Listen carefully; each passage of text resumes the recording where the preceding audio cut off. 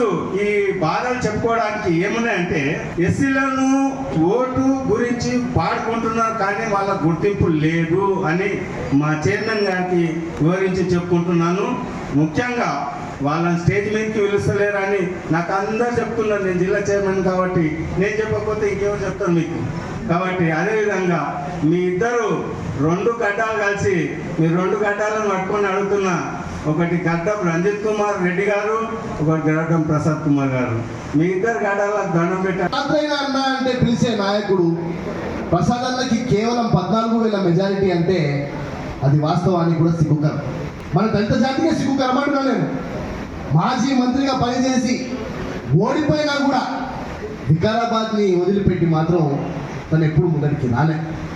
మరి ఎందుకు తక్కువట్లు వచ్చినాయి అనే దాని మీద 50,000 మెజారిటీ ఇక్కడ నుంచి ఇస్తేనే ప్రసాదంగా గౌరవం అనేది కూడా మీకు తెలియజేస్తున్నారు.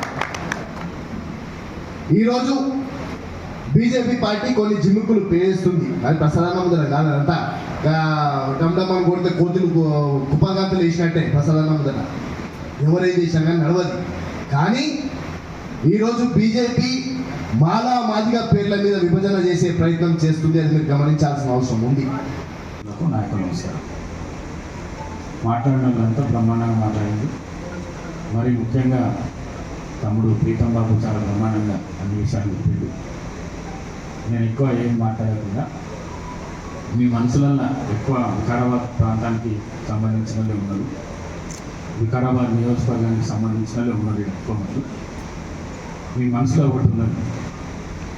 మొన్ననే రంజిత్ రెడ్డి మా అన్నను ఓడగొట్టడానికి శతవిధాల ప్రయత్నం చేసిండు, రాత్రి బగలు కృషి చేసిండు. మరి మేము ఆయనకు ఓటు ఎట్లా వేయాలి ఈరోజు అనేది ఒకటి ఉన్నది. ఆయన టీఆర్ఎస్ పార్టీలో ఉండి టీఆర్ఎస్ అధిష్టానం ఏం నిర్ణయం చేస్తే ఆ నిర్ణయం ప్రకారం ఆయన పనిచేసి వ్యక్తిగత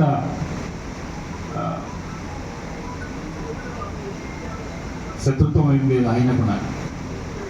రాజకీయ పరంగా అక్కడికి వెళ్ళి వచ్చిన ఆర్డర్స్ను ఆయన ఇంప్లిమెంటేషన్ చేశారు. కానీ ఈరోజు ఆయన మన పార్టీలోకి వచ్చాడు. మన హైకమాండ్ ఆయన పార్టీలోకి తీసుకొచ్చి ఇతనైతే గెలుస్తాడు ఇక్కడ. మనము సునీత మహేందర్ రెడ్డి వస్తే మంచిగా ఉందని మనం అనుకున్నాం. కానీ ఆమెను కూడా మల్కాజ్గిరి పార్లమెంట్కు ఆమెను కూడా పంపించి ఆమెకు కూడా న్యాయం చేస్తున్నారు. అక్కడ స్వయాన ఈ రాష్ట్ర ముఖ్యమంత్రి రేవంత్ రెడ్డి గారి నియోజకవర్గం కాబట్టి ఆమెను గెలిపించే బాధ్యత వారు తీసుకుంటున్నారు అక్కడ. మరి రంజిత్ రెడ్డి గారు కాంగ్రెస్ పార్టీలోకి వచ్చినాక రంజిత్ రెడ్డి మనకు అభ్యర్థి అని కొంచెం సేపు పక్కకు పెట్టేస్తే, ఈ ప్రాంతానికి మీరు ఎమ్మెల్యేగా నన్ను మీరు పంపిస్తే స్పీకర్గా చేసిన రాష్ట్ర ముఖ్యమంత్రి రేవంత్ రెడ్డిని దృష్టిలో పెట్టుకుని ఇక్కడున్న కాంగ్రెస్ అభ్యర్థి రంజిత్ రెడ్డిని నేను కూడా ఆయనను క్షమించేసిన. ఎందుకంటే పార్టీ పరంగా చేసుకున్న పని కాబట్టి అది ఈ పార్టీలోకి వచ్చినాక అదే విధంగా పనిచేస్తాడు.